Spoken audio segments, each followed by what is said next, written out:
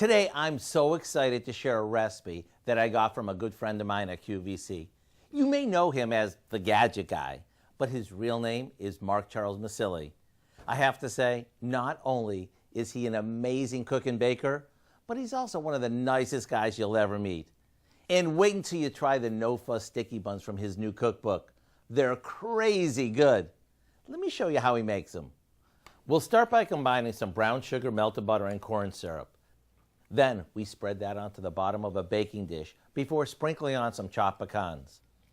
Then we brush some refrigerated crescent dough with butter and top that with some brown sugar, pecans, and ground cinnamon. This gets rolled up and cut into slices that are about an inch thick. Then into a baking dish they go. When they're done baking, they get flipped onto a platter so all the ooey gooey stuff is on the top.